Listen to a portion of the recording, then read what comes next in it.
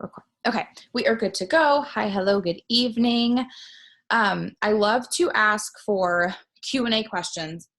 Number one, I always want to know what you guys want to hear about, what you feel like you're struggling with. But normally when I hear certain questions, it will spark like a topic in my mind or give me something that I want to speak on, if that makes sense. Like I will see a question, I'll be like, no, that's a really good point I need to talk on. So that's how I'm going to start this. There were two specific questions and I'm going to like preach a message on that. And then I'm just going to go one through all the questions. Like I said, if you have any extras as we're going, please just comment them as we go. Cause like I always say, no question is silly. Even if it's been answered before, I can direct you to where it has been answered to help you find a resource maybe you haven't used before. And if you have a question, 9 out of 10 times, you're not the only person who has one. So never be afraid to speak up. But there was two different questions, and I'm not going to go specifically through the exact questions that were asked in these two. And this is in no way calling anybody out, but he's screaming. This is me giving a message that I think is going to help a lot of people. So the girl that asked these questions, she knows that I love her, but I think this is a good comparison of two questions to break through a block that you might be having. So her first set of questions was talking about mindset and doing IPAs and, having potentials, but not sealing the deal, all these like business related things, right? But one of the questions said, what to do if you're doing all of your IPAs, but still not getting anything, right? And a lot of us feel that way, that you're doing everything you're supposed to be doing. You're posting, you're showing up on your stories, you're plugging into the team trainings, but you're not having that up level, that breakthrough of that barrier that's in front of you. So her first questions were about that. And then she had some more questions and she commented those below. But when those questions were asked, it made this light bulb moment go off in my head. And I was like, okay, this is something I need to talk on, because a lot of times we get in our own way and we block ourselves from growth because we're too in our head. And that's why I like to do stuff like this. So all those questions were asked first. And then the second set of questions went into like how to get, over being nervous about saying certain things, or, being authentic on social media or voice messaging or going live or stories, anything like that, how to break through the nerves of that. And then how to even just like talk freely on your story or on your post about things outside the business. Okay. So I want to compare these two questions. And this is something we all do. And I've done it too in my business, but you have to see that the answers to the first questions lie in the breakthrough of the second questions, right? Because so many of us will sit there and be like, well, I'm doing everything I'm supposed to be doing, right? I'm doing all my IPs. I'm doing everything. And we're not, right? And we think we are. But guys, nobody is doing everything they could be doing. I could do more to grow my business. You could do more to grow your business. You could try something you never have. You could work an extra hour that day. You could, find something new on Pinterest that was a way of marketing that clicks for you. You could put a post up that goes viral, like all these different things that go into your business. But when we sit there and we're like, but I'm doing everything I'm supposed to be doing, you're blocking your growth. And you're sitting in that contentment of, well, I'm doing everything I'm supposed to be doing, but that's literally the devil in your head stopping you from having growth. Because when you tell yourself that, how are you supposed to have a breakthrough, right? So in these specific questions, those fears, those nerves, all those things that you have to break through, you have to do that first before you can sit there and say, well, this isn't working, right? Because if you can't even share on your stories outside of the business or products, or you're still too scared to go live, or you're still working up the courage, to voice message or to do it in public or do it in front of somebody, but you're sitting saying, okay, but I'm doing everything. Why is it not working? You're not, right? You have to connect those two and say, I'm sitting here saying I'm doing everything, but that's almost an excuse of not breaking through that fear. And we all do that. We all get frustrated. We sit there in our heads and we're like, I'm doing everything I'm supposed to be doing. I'm posting, I'm showing up every day. I'm doing this and that. Stop saying you're doing it all. None of us are. Like I said, I could do so much more for my business. We could all grow immensely. We could all have breakthroughs. We could all do something new tomorrow that we've never done. We could put in more effort than we ever had. We could have a conversation with somebody we've never talked to. But when you sit there and you say, I'm doing everything I'm supposed to be doing, you're blocking yourself from growth, because that's, like I said, the devil getting in front of you and halting you from growth.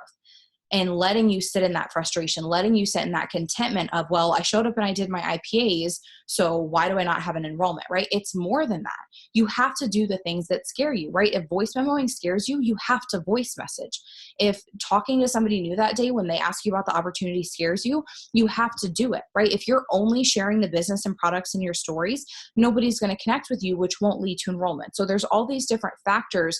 But I think that we block ourselves when we say, well, I'm doing everything I'm supposed to be doing, because we're not, right? It's like when I get on the scale and I'm super frustrated that like I didn't lose any weight this week, but I know damn well like I had Doritos last night. Like, why do I think I didn't lose weight? You know what I mean? Like, you have to be real with yourself and say, what do I actually need to do? What fears have I actually not broken through? What growth have I not done that I know I need to do for my business to grow?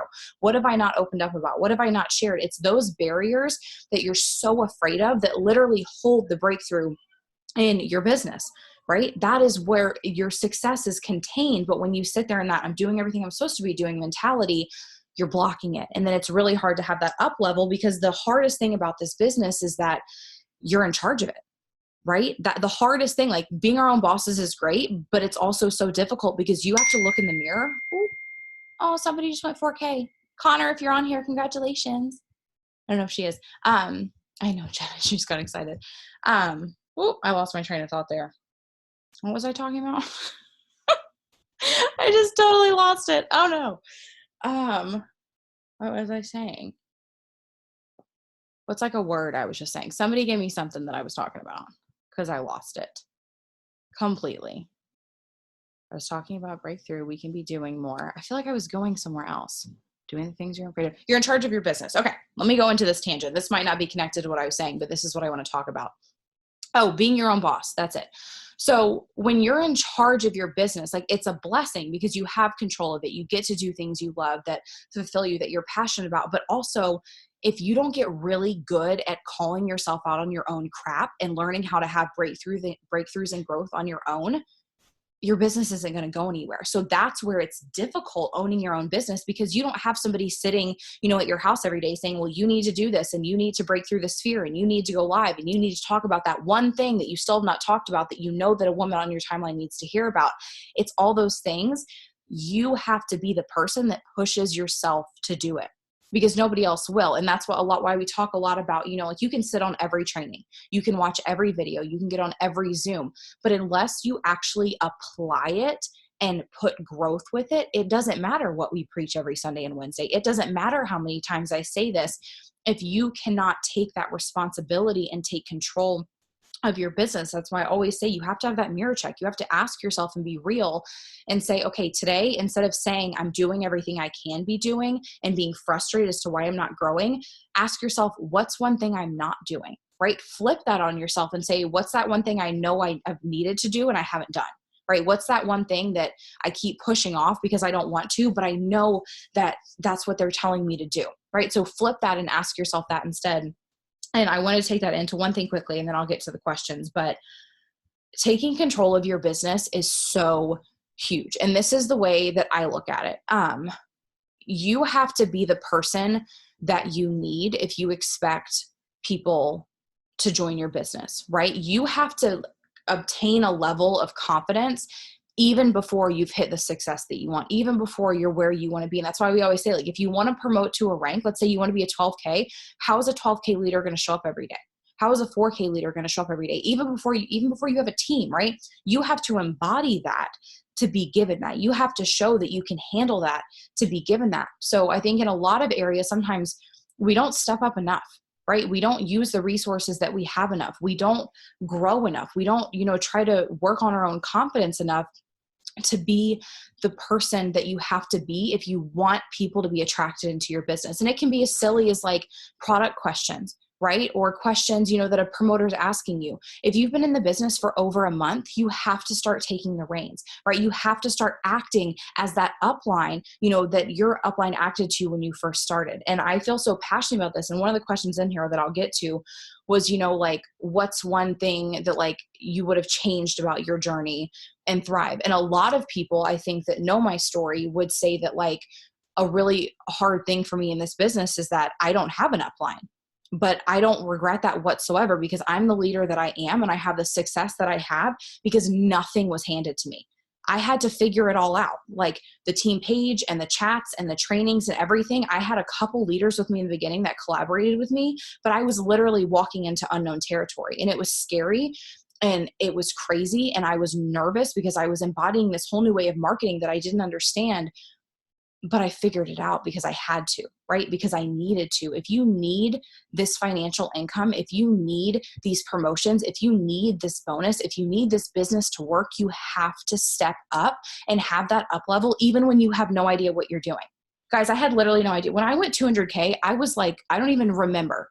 I think that like I blacked out for 2 months because the team grew so fast and the volume grew so fast. And I was sitting here at 24 being like, I don't even know what to do right now, right? I don't know how to answer all these messages. I don't know how to create, a team page and chats. But you figure it out, right? Because I didn't have a choice. And I think sometimes when you don't have that choice, it's easier because like, what's the alternative, right? I had to make it work. And I think sometimes we get too complacent because we have so many resources and so much help that we're not stepping up in the way that we can be.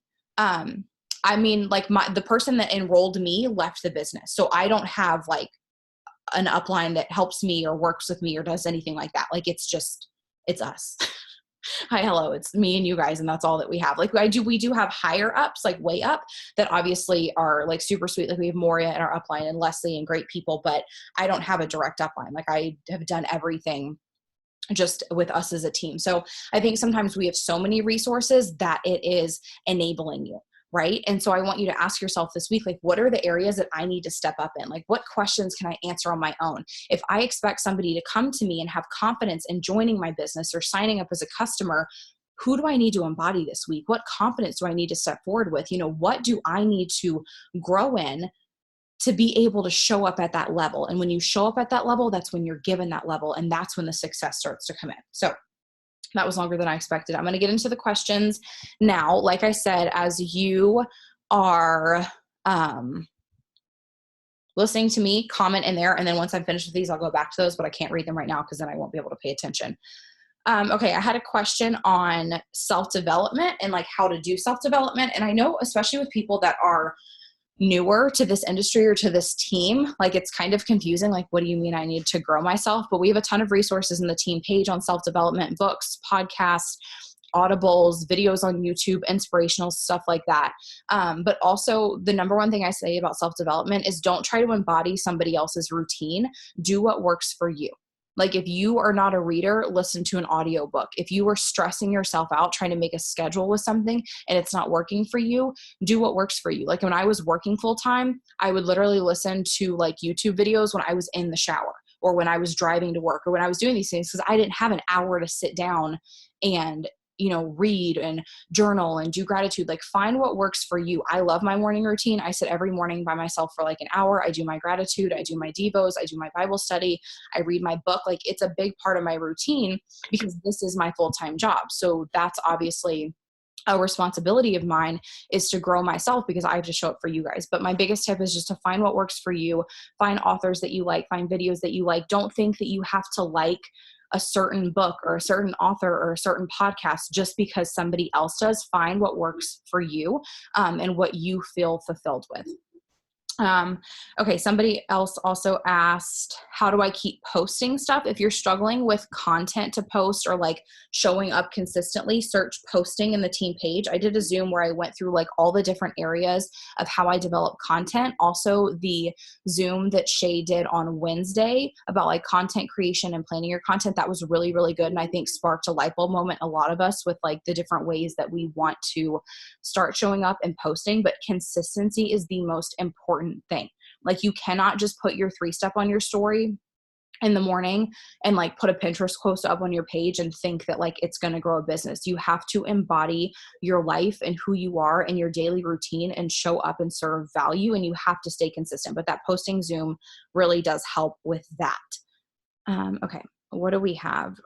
When are the best times to post? I do think that Shay talked about this in the Wednesday Zoom. She talked about how your first post of the day will normally get the most interaction. Like it's the one that's put into the algorithm the most. But I personally have no idea. People laugh at me all the time when they're like, how do you work the algorithm? Like what times do you post it? Guys, I don't know. I don't know what the algorithm is. It changes every day. I feel like you can literally exhaust yourself trying to figure it out. Just show up every day. Like I always say, when I go to bed at night, if I know that I have showed up and I have served value and I've impacted at least one person and I've showcased what I have, like I have my hands on and I've been myself, I did my job. Like I don't think that algorithm is figure outable. I don't, I don't think you can. I think it's going to keep changing, and there's a reason why they do that. Just stay consistent, right? I don't post at the same time every day. I don't do anything like that. I just know that if I show up every day and I'm authentic and I'm consistent with that, it's going to compound regardless of what they do with the algorithm. Also, don't look at your likes, don't look at your views, don't look at stuff like that. It does not matter. It's the consistency compounding over time, which is what leads to success, not, one certain day posting one certain time.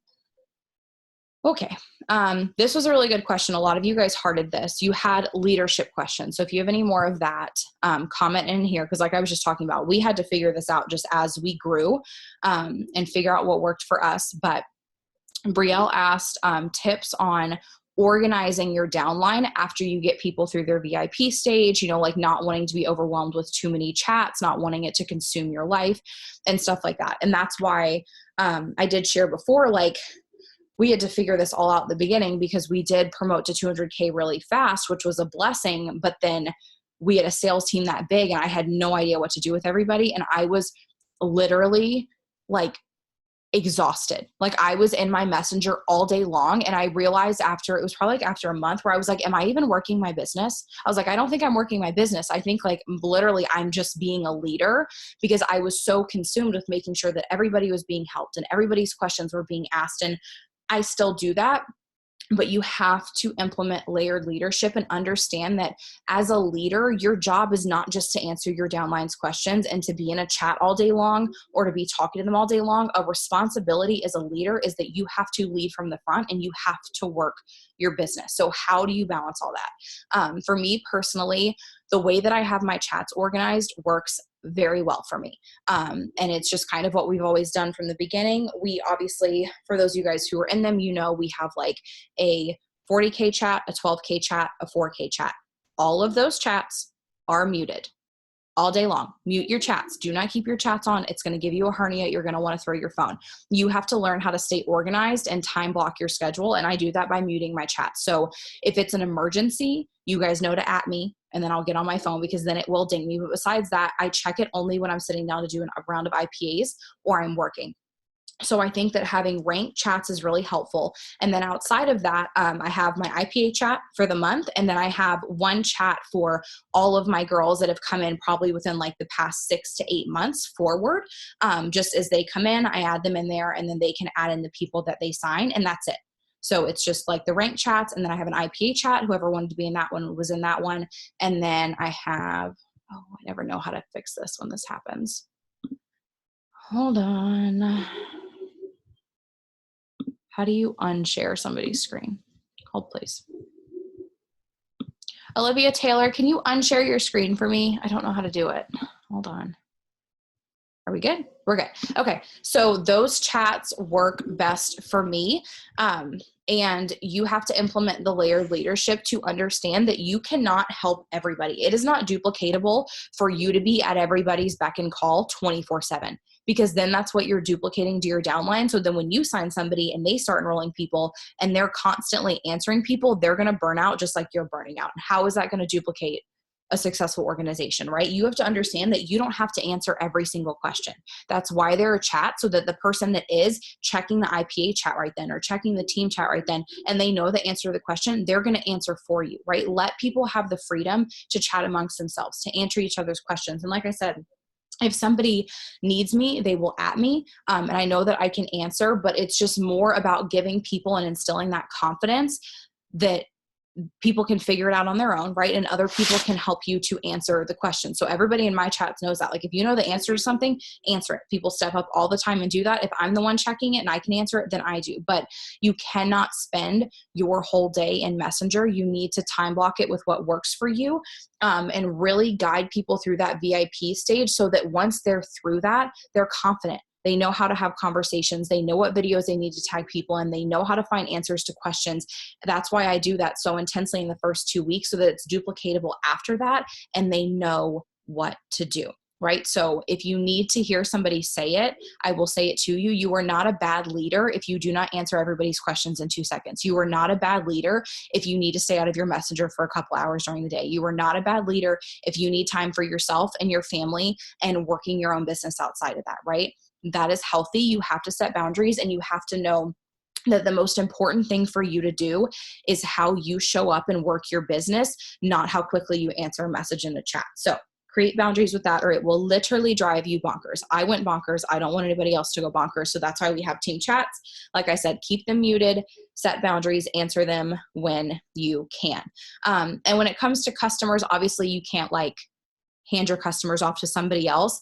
But I mean, at least I don't personally have a ton of customers that are like always messaging me, but I think it's with anything, keep it muted. Like my notifications for everything on my phone are off, except for like my iMessage, because I don't really like work my business on my iMessage. Nobody really has my phone number, unless it was like a different kind of circumstance. But keep your notifications off. So like if a customer messages me, again, you don't have to answer them right away. You can answer them when you get on your phone or when you're doing your IPAs or when you have the time. So it's really just about keeping your notifications off, keeping it muted, and then going on. And when you go on your phone, to intentionally work and spend that time helping people, but not stressing out about that. Of course, my computer's dying. Goodness gracious. Okay. I had a question on, do I place customers? And yes, I do. This is for every person, leader, anybody to fully determine on your own. I will never tell you that you have to place customers, but the way that our business works is if you enroll 2 customers, you get your products for free. As long as I've enrolled my 2 customers or I've had 2 customer orders go through, I don't keep any of the other customers. I like to help people that are in their VIP period and stuff like that. I do not hit people's VIPs for them. I will not enroll tons of people for them, but if they are running and they are enrolling and you know that they're showing up and I have a customer signing up and I've already gotten my 2, I am more than happy to help somebody else, to bless somebody else with that. The only other time that I do more than 2 a month is if like I'm filling a tracker for like a vacation or something, and then I fill my tracker and then I go back to that. And like I said, if you don't want to do that, if that's not something you agree with, you absolutely don't have to. But my main goal is to help set people up for success. And if they are running and they are enrolling and they are working to hit this, I want them to know that I'm right there with them and that I'm going to always be here to bless their business in any way that I can, with boundaries. Okay. So don't just like give away everybody to random people. Like they have to match my efforts. Okay. Now, next question, how to get back to it after taking time away. I've answered this in a ton of different Zooms. You just have to do it. Stop trying to figure it out. Stop trying to make a plan. Literally message the closest upline that you have in your organization, wherever you are, and say, I want to be added to an IPA chat. I'm going to start working my business tomorrow. Okay. And write down a list of IPAs and start right in the morning. Get on your stories, get back on your products, get a post up, just get back into the routine of working your business. There's not a perfect plan to formulate, nothing like that. So you just have to really dive back in and get back into creating consistency within your IPAs. I had a question about my pop socket. I feel like a lot of girls, if you have a Jim Rockefeller's pop socket, hold it up, because I know a lot of you guys do. If you go on Instagram, I think it's just at Jim Rockefeller's. If you go to my page, you'll be able to find them. But she is a small business owner and she hand creates all of these. I think it was like $30, and I feel like it's really cute in pictures. And so many of us have supported her, and I adore that. I think like we were her first sales ever, and she makes the cutest pop sockets ever. Anywho, next question. You spoke about how you have a master list of people you talk to at the back of your calendar book for anyone you talk to. Is that just anyone you talk to in general, or just about Lavelle? It's just like potential promoters and customers. I don't think it would be like feasible for me to write down everybody I talk to, because I have like random questions every day and just like chit chatty conversations in my inbox all the time. That list is just like a list of potentials, so that when like we launch a sale or a deal or I'm following up, I know who to follow up with. And then the second part of her question was, I've been making lots of connections and having people in my inbox for other stuff other than the biz or products, but struggle with when and how do I tie my Thrive into the conversation. You don't. You don't need to. Okay. This might be like, whoa to some people. You don't need to. And this is the mindset shift I'm going to explain. I do not ever bring the business and products up to somebody unless they are asking me questions about it. And I think that a lot of people have difficulty making genuine conversations, because even when you tell yourself you're trying to be genuine or you're trying to make a relationship, that question is in the back of your head and it's sales and business driven. So it doesn't matter how genuine you're trying to show up. It doesn't matter how authentic you're trying to be to like have a relationship or a chat with somebody. If the question in the back of your mind is how and when do I bring the business or products up, it's not going to be a successful connection because you're trying to sell them on something. Whether you want to believe it or not, you are, because that's what's in the back of your head. So you have to have that mindset shift to know that it's okay to just have a conversation with people, to just talk to people, to just be there for people, to have people that don't become a customer right away. Do a lot of people end up asking you about the business and products? Absolutely. Right? A lot of people do, because when you develop a relationship and then you're consistently showing up and sharing the business and products, yeah, they will ask me, but why are they comfortable to ask me? Because I didn't have a motive behind the conversation. They didn't feel like I was just trying to get to the product lead or business lead. They know that I was genuinely just talking to them. Right? So you don't have to try to figure out when you're going to, because you don't have to, right? You have to abandon that. You are not just a Lavelle promoter, right? You are a human. You have, like Lindsay always says, you have to be a human. People forget how to human, right? We get online and we're like, how do I make a connection with somebody, right? You just have to talk to somebody. You just have to be a human and have a conversation and not bring it up. I had this conversation with, the lady that does my hair the last time I was in there, and she knows that I do network marketing because she follows me on social media, but there's also a lot of other people that go to my salon that are in Arbonne, which is another network marketing company. And there's like so many of them in this area. But she said, I just respect that, like, you've never like tried to push me on it. She was like, I know what you do. And she's like, and I've asked you questions about it. And she's like, but you're the first person ever that's not like brought it up to me in like a weird, awkward way. And I'm like, well, why would I? Right? Like, you can see the patch on my leg. You follow me on social media. You know what I do. You know that like anytime you have a cancellation, you can call me because I don't have to go into work. Like, I have time freedom. You know these things about me. I said, if you're interested, you're going to ask me because I'm your friend.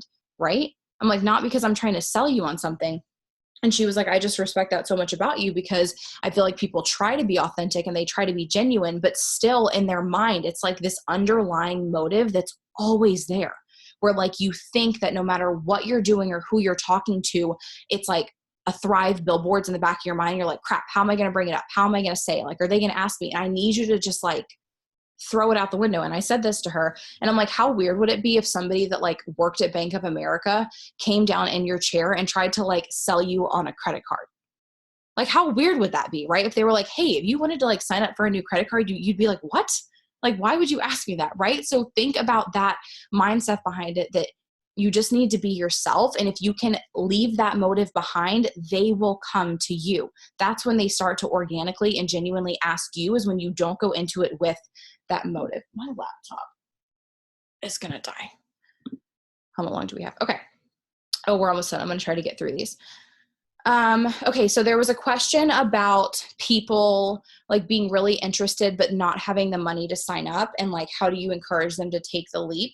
Number one, I always say that it's about them. I say if it's not the time for you, if it's not financially smart, like I'm not that person that's going to be like, oh, sign up for that app that splits it into 4 payments and actually puts you in more debt. Or no, like, don't do that stuff. I say that it's about them. If they want me to help them figure out a way to get money, absolutely, I can help them with that. I'll talk them through it, talk about the different options, what's best for them.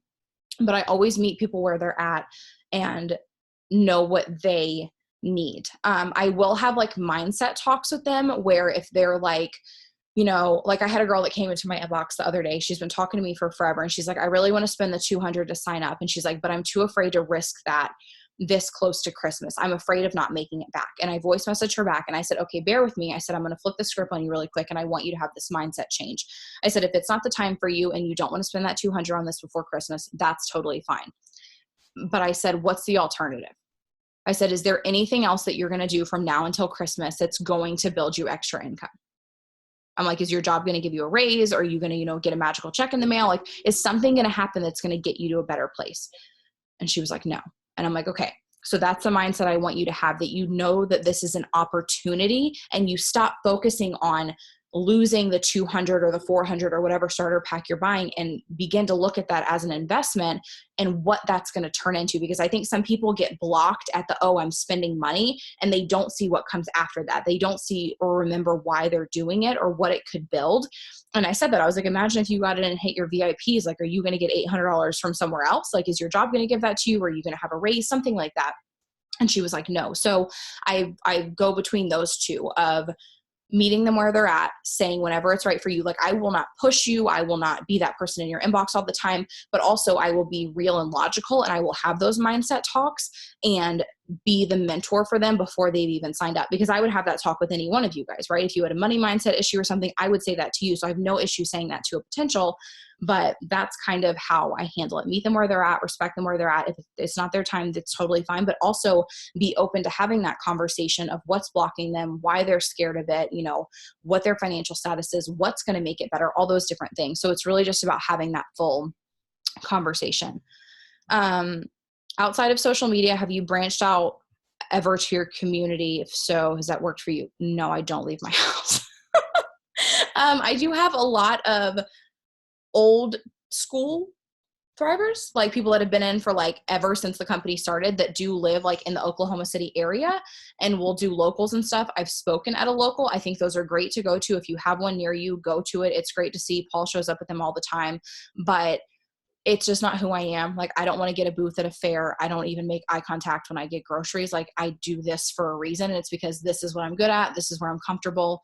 And in my old business, they would like push you to do that stuff. And it literally like made me want to throw up. So if that's you and you're super outgoing, go for it. I think that the power of like talking face to face is great. Like Travis, I literally, if we even go to Walmart, we're there for like 45 minutes because he talks to everyone, like literally everybody. And I'm just sitting there like, on my phone. So if that's who you are and you can get in front of people and they ask you questions and you can talk, like, do your thing. But I'm super comfortable right here. Like, I'm really good. So no, I have not. Customers that want to sign up under your link, sign up, seem excited, then ghost and never order. Do you follow up? How often? I normally like to place people's orders for them. For that reason, I call websites black holes. I feel like when you send people to a website and they're not like immediately ready to purchase, I lost them every time. I was not snapping at you. But I would follow up once, maybe twice, or like when a sale launches and stuff like that, but I won't be like up their butt 24/7. Like, hey, like, are you going to do it? Did you place your order? I will check back in normally like later that day and then like the next day. And then I kind of just leave it until like we launch a sale or something. And just stay consistent with engaging with them and stuff, but I'm not like super abrasive whatsoever. Okay, I just talked about talking to promoters that want to get started. How can we keep them or drive them around it if they want to go to the website? So if there's somebody that does want to go to the website, or normally the only time I send them through the website is if they say they don't want to give me their card info, which is rare. I'd say like only 5% of people say that. Other 95% of people, I sign up myself. If they don't want to give you their card info, get their cell, their email, their address, make them the account, and then say, hey, I'm going to send you this link, log in, and then let's add the products to the cart, and just like walk them step by step through that. Don't just like send them off to no man's land where they don't know what to do. But I place their order for them because I ask them for their information, and then I just go to my website and click customer and sign them up and put their order in. In the beginning, how many people did you actively interact with a day? I have no idea. That was 2 years ago with this company. I don't have a number. Like, it's not a specific formula. I just do time blocks of how long I'm interacting. So if I say like, okay, for 5 minutes or 10 minutes, I'm going to sit and interact, but I don't have like an actual number. What was one of the hardest things you had to overcome when you first started your business with Thrive? For me, it was, I struggle with talking about this because I know like it's not the most relatable thing, but it's kind of what I mentioned before. My success happened quicker than my growth. So I had success really quickly in this company. And then I had to wake up and figure out how to be a 200K leader and how to show up for all these women and how to teach them how to grow a business and how to like I was like a snowball running behind it. Like, I need to catch up. And it was a lot of growth really quickly, and it was very overwhelming. But I think that happened for a reason, because I needed to know how to go first so that I can help you guys all through that to prepare you as you're building your success. So that was difficult for me, and retraining my brain. The number one issue that I had when I signed up, coming from my past company, is that I always felt like I wasn't doing enough. Like, I would work and then I would like put my phone down and I'm like, wow, this is super weird. What am I supposed to do now? Because I'd been so glued to my phone in my past business. And I thought that if I wasn't constantly working, I wouldn't be successful. So having that shift and realizing that we wanted to do it a different way was very hard for me. But once you break through that and like you have that like aha moment of that you don't have to be scrambling and like constantly working to be successful, it's magical and it's beautiful. And I would never go back, but that was definitely hard for me in the beginning. Daily routine for getting things done with business, home, and family, balancing everything. So it's just me and Travis right now and the 2 dogs. So I know that obviously as we begin to have kids, like things are going to be different and more stressful. So I am taking this season as it is, and knowing that I can pour in as much, a lot more and show up a lot more than I maybe will be able to in the future. But time blocking, like I said, I get probably 2.5 hours by myself in the morning before he wakes up. I wake up really early at like 6 or 6:30 and he wakes up at like 8:30 or 9 or whenever he feels like it.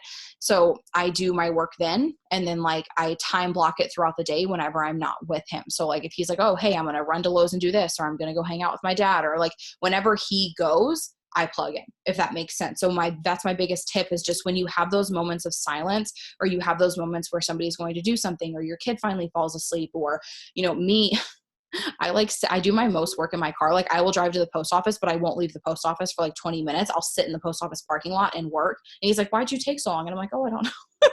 Like I just got lost. But do it when you have time. And know that there is no perfect balance and there's no perfect schedule and there's no perfect anything. It's going to be a hot mess because you're trying to build a business that impacts your family, but just do your best to work in the pockets that you have and make those sacrifices now. If it means waking up 30 minutes early or staying up 30 minutes late, but then knowing that it's okay to put your phone down and enjoy your friends and family, right? And that you don't need to be glued to it. You just have to figure out those pockets that you have for yourself. And then, like I said, don't think that there is an actual balance because there's not. What's something you wish you could see more of in the business? It's a tough question. I feel like I would want to see people respecting the process of how long it can take sometimes, because it breaks my heart when people are frustrated or they're aggravated or it's not happening fast enough or they give up on themselves or they're having those hard days. Like I wish you guys knew that like with a team this big, like, and being an empath, how hard it is sometimes, because I want so much for all of you. Like I want everything and all of your hopes and dreams and goals and everything that you started this for you so bad. And it's so hard when you guys struggle or you're having those hard times or you're frustrated. But I just wish that I could gift that knowing of like, it's gonna happen, just keep going. And I know we say it all the time, but like, I wish I could put that in your brain and like, you could see it and you could feel it and it was tangible, because like you literally like, you would break through brick walls. Like you would not stop if you knew what's going to happen if you just keep going. So that's always hard for me. Like when people are frustrated or they fall off or stuff like that, but all we can do is do the best that we can do and show up and, just try to instill in you that if you believe in yourself and you keep going and you don't have that microwave mentality, like Katie always talks about, it's going to happen. And Jordan said something so good on a training, the last one that she did. She talked about, she was like, what's the alternative? She was like, do you want to stop taking the products? And she was like, I knew I didn't want to stop taking the products. And she's like, do you want to lose this community of women? And she's like, I didn't. And she was like, so I kept going, right? Like, what's the alternative? The time is going to pass anyways. You're going to be on social media anyways. Like, use it wisely. Don't give up on yourself. So that's always hard for me, just because I am an empath and I want you guys to have that vision that comes afterwards so that you can know. So that's difficult, but